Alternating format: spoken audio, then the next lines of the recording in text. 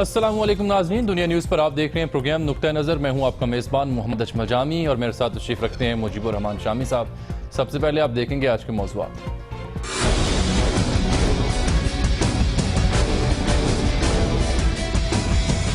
Army chief کی وزیر اعظم سے ملاقات، کیا باہمی دلچسپی کے امور میں پیناما لیکس کا معاملہ بھی زیر بحث آیا؟ I love my Baba.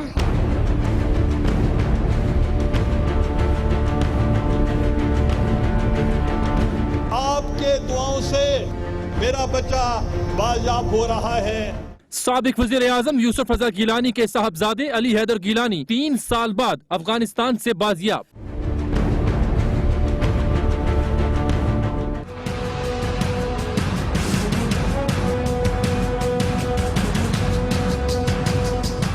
وزیر اعظم پارلیمنٹ کا سامنا کیوں نہیں کرتے؟ خورشید شاہ کا سوال۔ ٹی او آرز نہ مانے گئے تو جمہوریت کا کھیل بگڑ سکتا ہے، شیخ رشید کی وارننگ۔ وزیر اعظم کا جمعے کو پارلیمنٹ کے اجلاس میں شرکت کا فیصلہ، عدالت کہے تو ٹی او آرز میں تبدیلی کریں گے۔ اعتزاز احسن یا عمران خان کی خواہشات پر پیناما لیکس کی تحقیقات کے لیے نیا قانون نہیں بنا سکتے، حکومتی وزراء کی پریس کانفرنس۔ نواز شریف کی حکومت پوری محنت کے ساتھ انہوں نے مونس کا نام لکھوایا، باقیوں کا تو میں جانتا ہوں۔ اگر اتنی میڈیا کمیٹی پاورفل ہو تو ہم اپنے نام نکلوا لیتے ہیں۔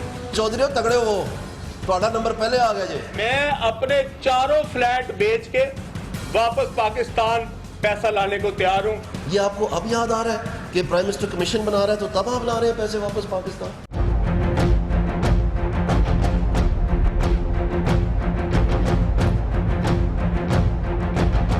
پیناما لیکس کی دوسری قسط بھی منظر عام پر، مزید 400 پاکستانیوں کے نام سامنے آ گئے۔ زلفی بخاری، علیم خان، مونس الہی اور طارق اسلام کا نام بھی فہرست میں شامل۔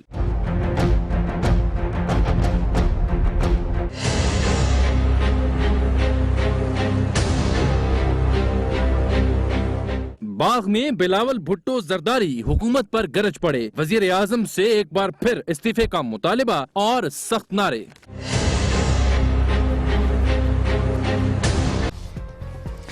شام صاحب، سب سے پہلے ایک اہم ملاقات کا ذکر نہ کر لیں؟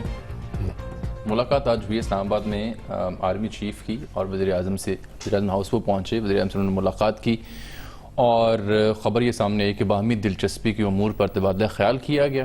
ساتھ میں یہ بھی خبر سامنے آئی کہ جو اندرونی کی صورتحال ہے اس پر اطمینان کا اظہار بھی کیا گیا۔ پاکستان کو درپیش جو چیلنجز ہیں اس کا بھی جائزہ لیا گیا، اور پھر کسی نے یہ خبر بریک کی کہ شاید جو صحت ہے وزیر اعظم کی، کیونکہ باہر گئے تھے، اس کے حوالے سے بھی وزیر اعظم سے انہوں نے پوچھا کہ آپ کی صحت کیسی ہے آرمی چیف نے، اور پھر انہوں نے بتایا کہ صحت میری بہتر ہو رہی ہے، تو انہوں نے تشویش کا اظہار کیا کہ آپ بہتر ہو جائیں، آپ اچھی وشز کا اظہار کیا۔ لیکن کیا یہ باہمی دلچسپی کے امور میں صرف یہی کچھ ڈسکس ہو سکتا ہے؟ آپ وہاں ملاقات میں موجود؟ ہرگز نہیں۔ آپ کو کوئی نمائندہ؟ ہرگز نہیں۔ کوئی آئی ایس پی آر کی پریس ریلیز؟ صرف خیال ہی کیا جا سکتا ہے یا خواب بھی کیا جا سکتا ہے۔ وانی صاحب کا کوئی اظہار خیال؟ کچھ نہیں۔ ترجمان وزیر اعظم ہاؤس کی جانب سے وہی ٹکر چلے جو میں نے آپ کو بیان کر دیے۔ بس جو کچھ کہا گیا ہے بس اس پہ آپ قناعت کریں۔ وزیر اعظم سے آرمی چیف کی ملاقات کوئی خبر نہیں ہے، اور نہیں ہے کوئی خبر نہیں۔ آج تو ہنگامہ مچا رکھا ہے شیخ رشید صاحب نے کہ جناب تناؤ انتہائی کسی اعلیٰ درجے پر جا پہنچا ہے، اور ملاقات کے بعد تناؤ پہنچ گیا؟ نہیں، تناؤ کو دیکھتے انہوں نے کہا نہیں، اصل میں دیکھیں شیخ رشید صاحب جو ہیں وہ ون مین پارٹی ہے، ان کا کوئی جمہوریت میں سٹیک ہے نہیں، جیت گئے نہ جیتے۔ وہی ون مین پارٹی جب کوئی سسٹم ادھر ادھر ہو جائے تو بڑی طاقتور ہو جاتی ہے، ٹھیک، تو ان کو وہ تو جو چاہے کہہ سکتے ہیں۔ اور ہمارے ایک انگریزی اخبار ہے لاہور سے چھپتا، اس نے بھی ایک 2-3 دن پہلے ایک خبر چھاپی تھی کہ شہباز شریف صاحب اور چودھری نثار علی خان صاحب بہت چکر لگا چکے ہیں جی ایچ کیو کے، اور کسی نہ کسی طریقے سے کوشش کر رہے ہیں کہ وزیر اعظم سے ملاقات ہو جائے آرمی چیف کی، یعنی بیک ڈور روابط کے اور ذریعے۔ چینل انہوں کا یہ گیانی صاحب کے دور میں بھی یہ ایسا ہی کرتے رہتے تھے، اور جو تناؤ پیدا ہو چکا ہے مختلف معاملات پر گورنمنٹ میں اور جی ایچ کیو میں، اس کو ختم کرنے کی کوشش کر رہے ہیں یا کم کرنے کی کوشش کر رہے ہیں۔ یہ ساری کہانیاں جو ہیں یہ سارے افسانے ہیں، اور ہمارے شاہین صاحبائی صاحب جو بڑے عزیز دوست ہیں، بڑے سینئر ایڈیٹر ہیں، اور حال ہی میں نیوز کی ایڈیٹرشپ سے انہوں نے استعفیٰ دیا ہے. جی ہاں ٹویٹر پر انہوں نے ایک ٹویٹ لکھا.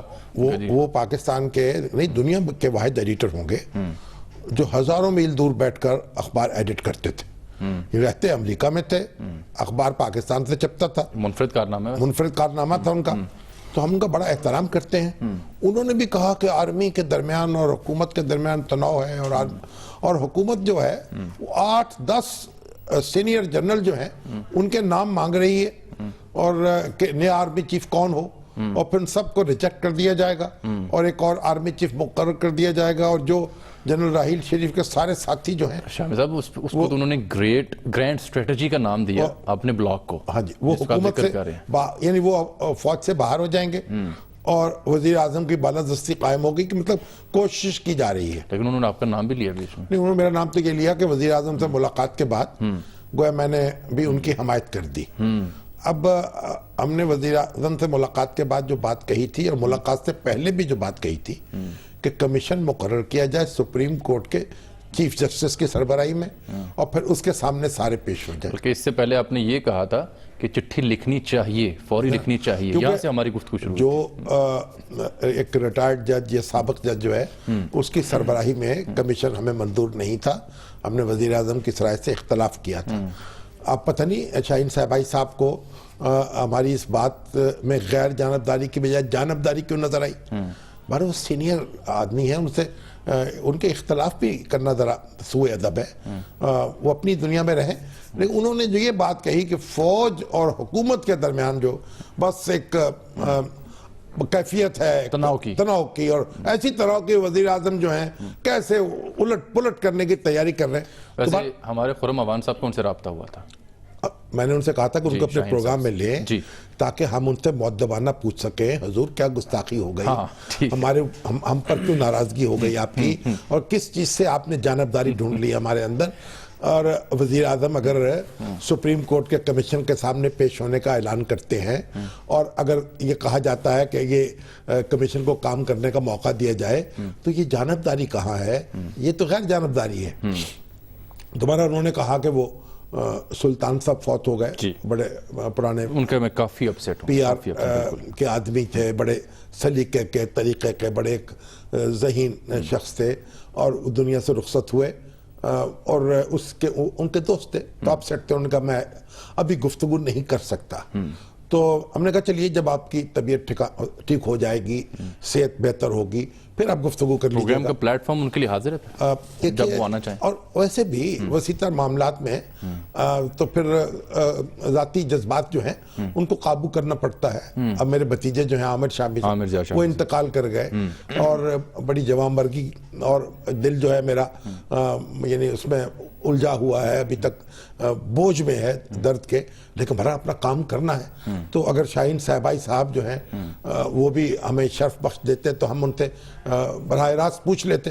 تو بہرحال شاہین صاحبائی صاحب ہوں یا ہمارے دوست محسن بیگ صاحب ہوں یا دوسرے ہوں, وہ فوج اور حکومت کو گویا دو متحارب فریق بنا کر پیش کر رہے ہیں. جبکہ دیکھیے وزیر اعظم جو ہیں وہ لیڈ کرتے ہیں قوم کو انڈر دی کانسٹیٹیوشن, اور چیف آف آرمی سٹاف فوج کے سربراہ ہیں. وہ ان کا کوئی آپس میں نہ موازنہ ہے نہ مقابلہ ہے. اور کیسے ممکن ہے وزیر اعظم جو ہے وہ کہہ جی اپریل کے بعد سے ان کی ملاقات کی, 6 اپریل کو آخری ملاقات ہوئی. دیکھیں ملاقات ہو یا نہ ہو, وزیر اعظم ہیں, آرمی چیف ہیں, اور ہمیں یہ جو ساری تجزیہ نگاری ہے اور تجزیہ کاری ہے یہ خیالات کی بنیاد پر اور تبخیر معدہ کے نتیجے میں, یہ اس سے گریز کرنا چاہیے. ایک خبر تو یہ بھی آئی ٹی وی پر تبصرے کے طور پر, بلکہ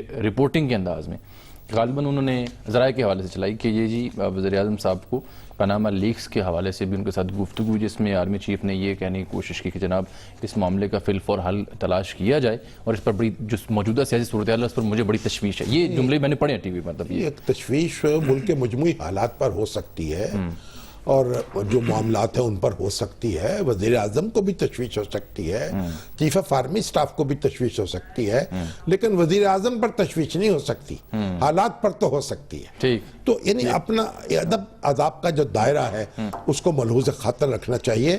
اور دیکھیے, اور ہمارے عاصم باجوہ صاحب, ان کی طرف سے بھی کوئی ٹویٹ نہیں آئی. نہیں, گویا تو اسپیکر کی پریس ریلیز دیکھیے, نہیں آئی. ہمیں یہ ہم نہ تو یہ بات ملک کے مفاد میں ہے, نہ سیاست کے مفاد میں ہے, نہ فوج کے مفاد میں ہے, نہ فوجی قیادت کے مفاد میں ہے.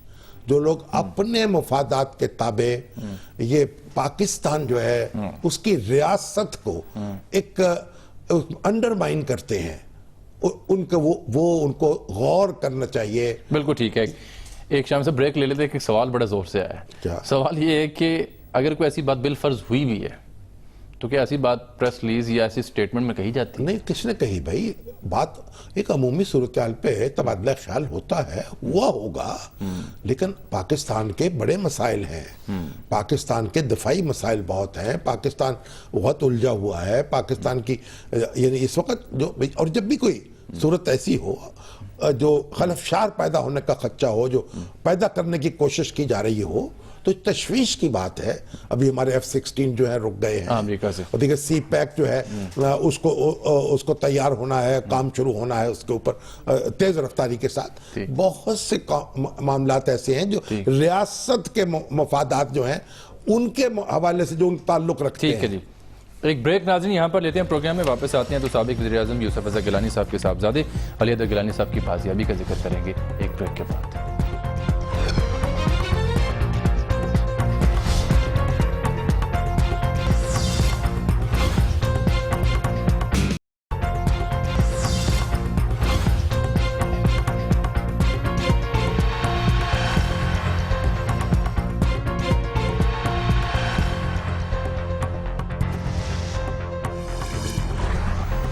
ویلکم بیک ناظرین, ہم بات کریں گے سابق وزیر اعظم یوسف رضا گیلانی کے صاحبزادے علی حیدر گیلانی کی بازیابی کی, لیکن اس سے پہلے جو پچھلا موضوع اس پر شامی صاحب کے کچھ کہنا باقی ہے. ابھی دیکھیے, ایک دوست کا ابھی مجھے میسج آیا ہے, کل بھارت کے سیکرٹری خارجہ جو ہیں وہ آ رہے ہیں پاکستان میں, تو اس سے پہلے یہ ملاقات تو ہونی ہی چاہیے تھی وزیر اعظم. دیٹ میک سینس سر, کافی سمجھ میں آتی ہے. اس کو اس پس منظر میں بھی دیکھا جائے. ٹھیک ہے, تو بہتر ہوگا.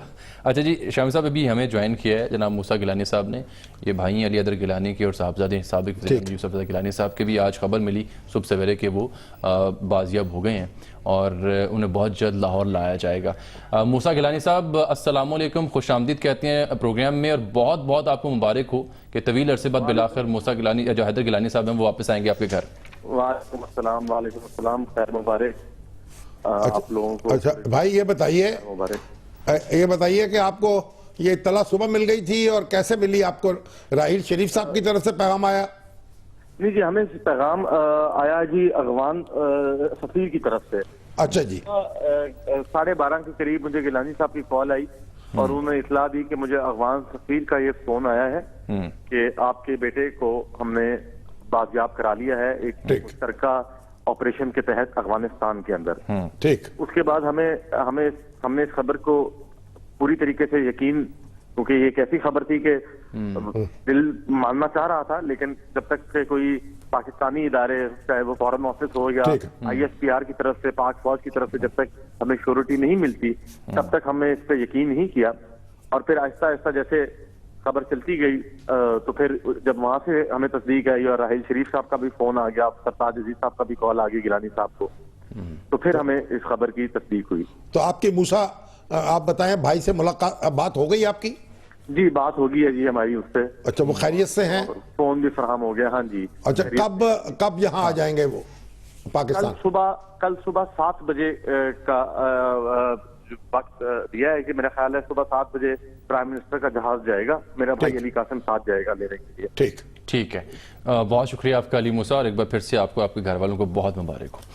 شام صاحب تو بڑی خوشائند بات ہے, اسی سال میں دوسری بڑی خبر ہے, پہلے شہباز تاثیر صاحب جو ہیں 4.5 سال کے عرصے کے بعد وہ بازیاب ہوئے, اور اب علی حیدر گیلانی صاحب جو ہیں, یہ الیکشن کی جب کمپین چاری 2013 کی, دن دہاڑے جلسے سے ایڈریس کیا, اس کے بعد دن دہاڑے سینکڑوں افراد کی موجودگی میں ان کو اٹھا کے لے گئے اور سرحد پار پہنچا دیا. بالکل مجھے یاد ہے میں اس وقت اسٹوڈیوز میں تھا, خبریں پڑھ رہا تھا جب خبر یہ بریک ہوئی کہ ان کو اغوا ملتان سے کر لیا گیا. یہاں ناظرین ایک بریک کی جانب ہم بڑھیں گے اور جب واپس آئیں گے تو ہمارے ساتھ دیں گے جناب رحیم اللہ یوسفزئی صاحب, افغان امور کے ماہر ہیں. اس اہم خبر کے حوالے سے ان کا تجزیہ بھی جانیں گے. ایک بریک.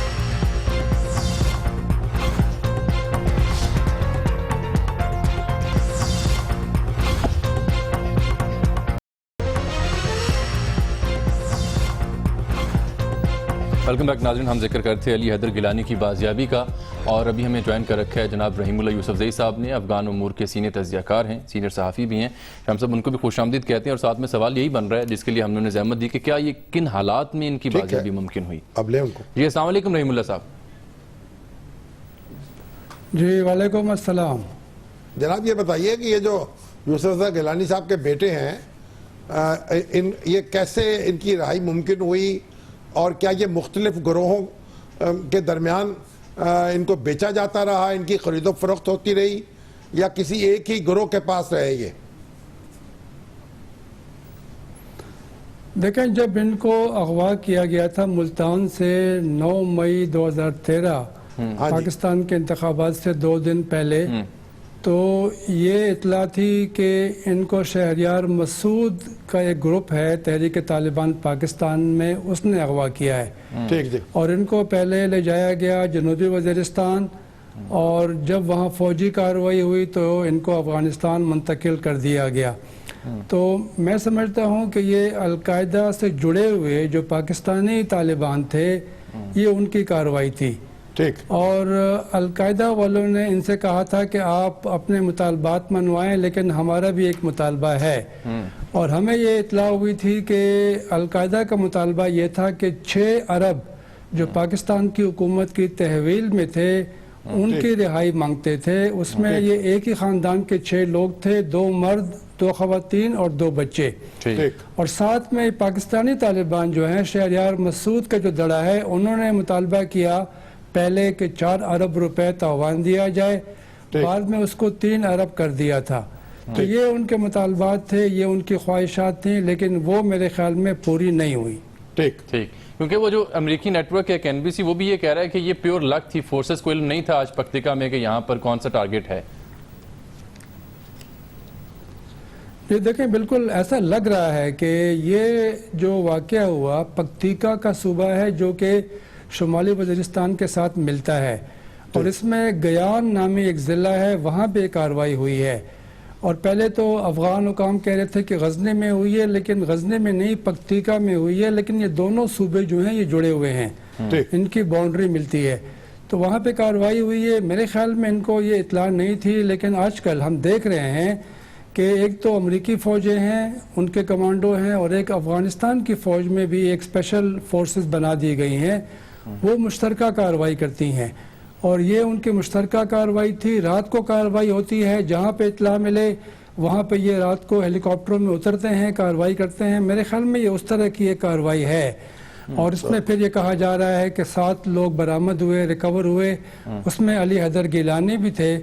تو میرے خیال میں دونوں کی قسمت اچھی تھی. وہ 2 مہینے پہلے رہا ہوئے اور ابھی علی حیدر گیلانی, اور دونوں کے بارے میں بڑے بڑے مطالبات رکھے گئے, لیکن میرے خیال میں وہ جو مطالبات تھے وہ نہیں مانے گئے, اور قسمت ان کی اچھی تھی کہ یہ بالکل ہی بخیر و عافیت جو ہے رہا ہو گئے. تو یوسفزئی صاحب اس سے پاکستان اور افغانستان کے درمیان کوئی اعتماد سازی جو ہے اس میں بھی مدد ملے گی؟ دیکھیں پہلی بات تو یہ ہے کہ ہم دیکھ رہے ہیں کہ پاکستان سے لوگ اغوا ہوتے ہیں اور وہ افغانستان سے برآمد ہوتے ہیں. ایسا بھی ہوا ہے کہ افغانستان سے کچھ لوگ اغوا ہوئے اور وہ پاکستان میں برآمد ہوئے. تو ایک تو جو ہماری یہ لمبی سرحد ہے, غیر محفوظ سرحد ہے 2500 کلومیٹر, یہ اس کے اوپر سمگلروں کا, ٹیررسٹ کا, اس طرح اغوا کاروں کا آنا جانا ہے. تو یہ تو اگر دونوں ملک آپس میں تعاون کریں گے تو اس کی روک تھام ہوگی. پھر یہ بھی ہے کہ دیکھیں افغانستان کی حکومت ظاہر ہے بڑی کمزور ہے, تو وہاں پہ اغوا ان کو کیا گیا, وہاں پہ رکھا گیا, اور بالآخر انہوں نے ریکور کر لیا ہے, لیکن 3 سال اس میں لگ گئے. تو میرے خیال میں اب یہ ہے کہ پاکستان کے اوپر تو افغان حکومت نے ایک قرض ایک احسان کر دیا ہے. پاکستان ظاہر ہے یہ کام نہیں کر سکا تھا پاکستانی علاقے میں, لیکن یہ ظاہر ہے افغان حکومت کی ذمہ داری بھی تھی کہ وہ اپنے علاقے میں کارروائی کرے. جو لوگ اغوا ہوئے, جو وہاں پر پاکستان مخالف لوگ ہیں, ان کے خلاف بھی کارروائی ہو. لیکن یہ میرے خیال میں ممکن ہے کہ ان کو احساس ہو جائے کہ اگر یہ آپس میں تعاون کریں گے تو اس طرح کے مسئلوں کو وہ حل کر سکیں گے. ٹھیک ہے جی, بہت بہت شکریہ جناب رحیم اللہ یوسف زئی صاحب, آپ نے وقت دیا پروگرام میں. شمس صاحب, پاناما لیکس کی بات کر لیں پھر. پاناما لیکس کے تو 400 افراد اور آ گئے ہیں. نئی لسٹ جو آئی ہے, اب اس میں ہمارے بڑے دندنا کے کہا ہے دانیال صاحب نے, تو وہ صفحہ بھی لے رہا ہے, ایسے تصویر بھی دکھائی انہوں نے. ہاں جی, مونس علیہ صاحب کا نام ہے, لیکن ابھی چودھری پرویز علیہ صاحب نے اس کی تردید کی. چودھری شجاعت حسین صاحب کا ابھی فون آیا اور انہوں نے کہا کہ دانیال عزیز کو ان کا چیلنج ہے, وہ بتائیں کون سے صفحے پہ ان کا نام ہے, وہ دکھا دیں تو وہ مان لیں گے. انہوں نے جو جانچ پڑتال کی ہے اس کے مطابق مونس کا نام نہیں ہے. ویسے جو صفحات ہیں جن میں 400 لوگوں کے نام ہے, ہم نے بھی دیکھا اس میں نام تو نہیں ہے. اب یہ دانیال عزیز صاحب کی ذمہ داری ہے کہ وہ چودھری شجاعت حسین تک کو مطمئن کریں. بہرحال اب یہ حکومت نے کہہ دیا ہے کہ وہ جو سپریم کورٹ کے چیف جسٹس ہیں ان کو یہ اختیار دینے کو تیار ہے کہ وہ ٹی او آرز میں جو چاہیں تبدیلی کر دیں.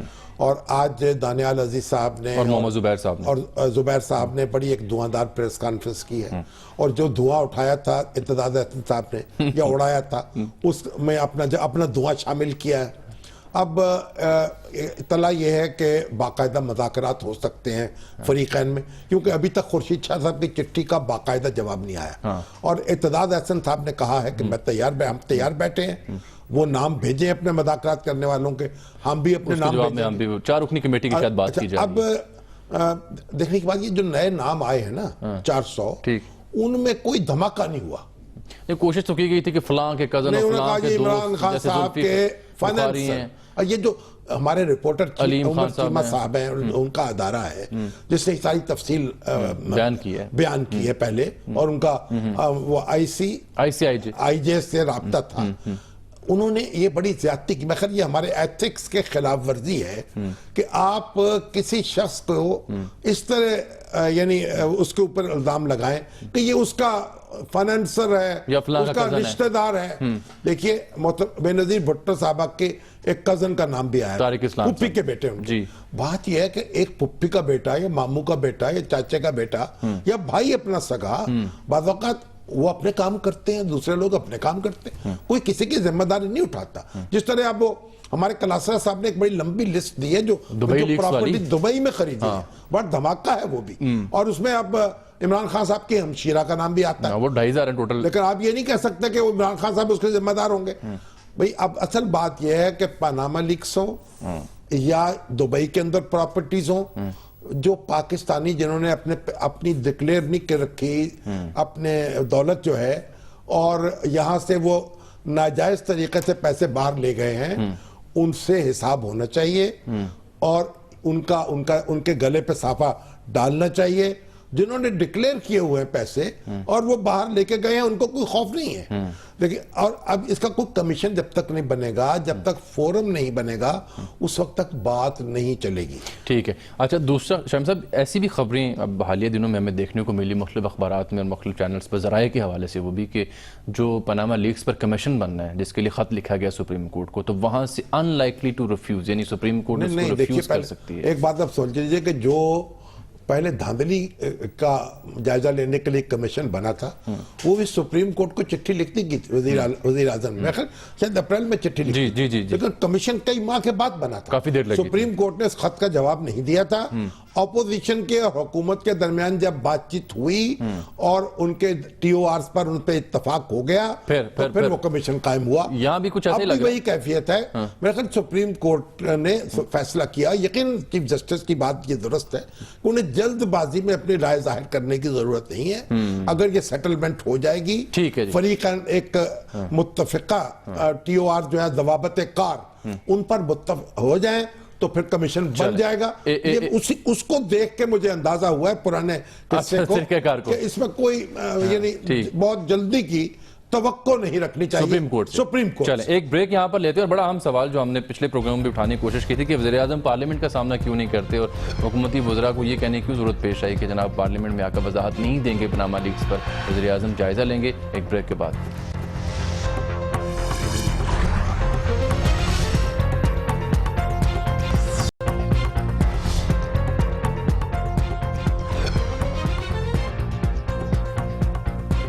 ویلکم بیک ناظرین. ہم سوال تھا بریک سے پہلے پاناما لیکس کے تناظر میں ہی. شامی صاحب وزیراعظم صاحب جو ہیں پارلیمنٹ کا سامنا کیوں نہیں کرتے؟ شاہ صاحب بھی کئی دفعہ یہ سوال اٹھا چکے ہیں.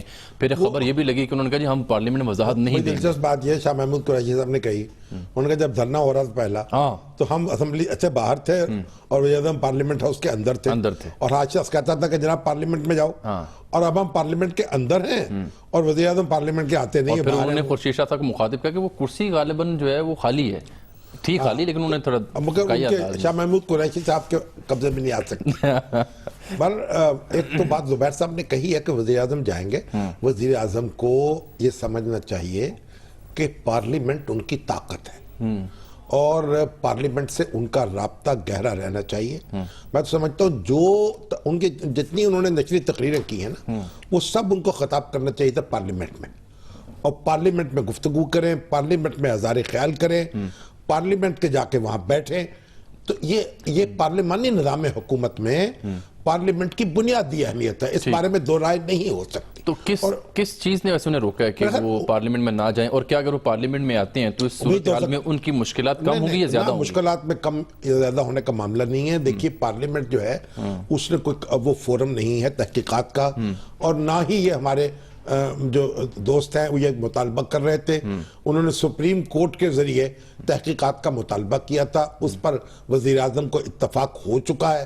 تو وہاں پارلیمنٹ نے کوئی پارلیمنٹ میں تھوڑا شور شرابہ ہو سکتا ہے, کنارے وارے لگ سکتے ہیں, لیکن اس کے جواب میں وہ بھی کہتے ہیں, ڈیوڈ کیمرون بھی تو کہتے ہیں نا پارلیمنٹ. کوئی بات نہیں, ڈیوڈ کیمرون تو روز بیٹھتے ہیں جا کے بھائی.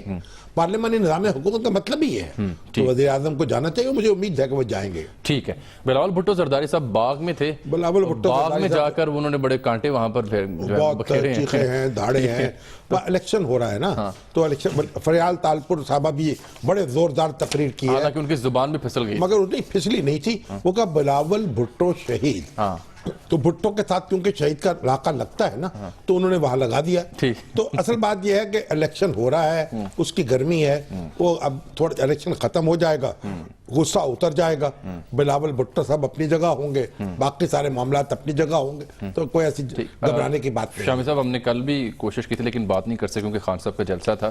آپ کے جو بھتیجے ہیں عامر ضیاء شامی صاحب, ان کا انتقال ہوا ہے اور نسبتاً عامر ضیاء شامی جو ہیں اسپتالوں میں ان کو بہت عرصہ آئی سی یو میں رہنا پڑا, اور اس سلسلے میں بڑے بھائی جو ہیں ضیاء الرحمن شامی صاحب ان کے سب سے بڑے بیٹے تھے.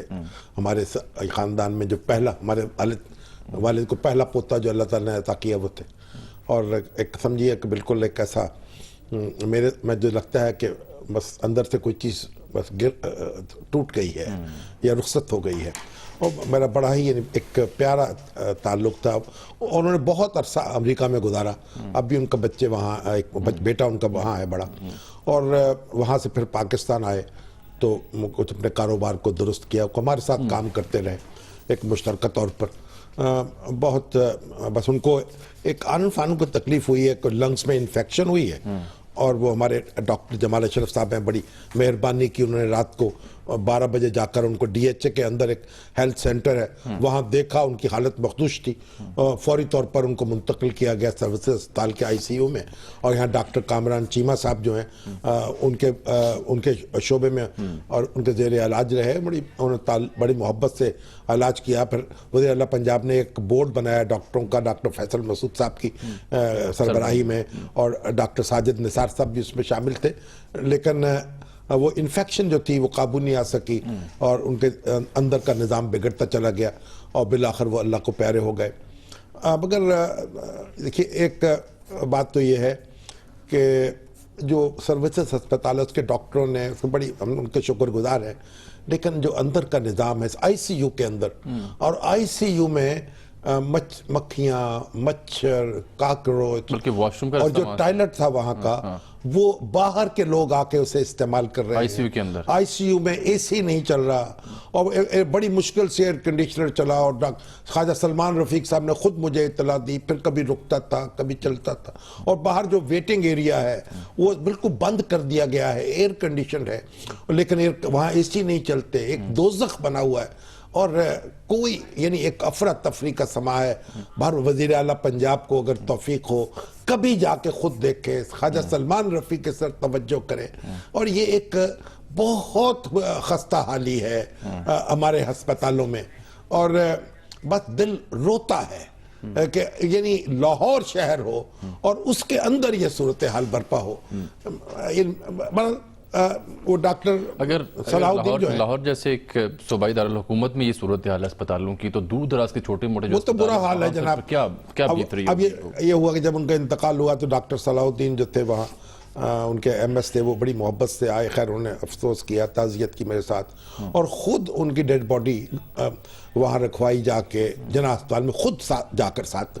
मगर ये भी एक जेस्चर्स अपनी जगह रहे लेकिन अफसोस ये है कि यहाँ जितने भी हमारे सरकारी अस्पताल हैं उनकी हालत बहुत ख़राब है। सफाई नहीं है, कोई डिसिप्लिन नहीं है, कोई यानी कोई कल सीधी नहीं है। और ये लाहौर के अंदर ये हो रहा है और अब मैं इससे ज़्यादा क्या कह सकता हूँ। शाम साहब हमारी दुआएं हैं आपके लिए भी और उनकी अल्लाह ताला लिए भी उनको मग़फ़िरत की दुआएं करते हैं, अल्लाह दर्जात बुलंद करे और आपको सब्र की जो है वो तौफीक दे। शाम साहब मोहम्मद अफजल साहब हैं लाहौर से, टेलीफोन लाइन पर, उनकी सुन लें बात। अस्सलाम वालेकुम अफजल साहब, कहिएगा जनाब क्या सवाल है आपका?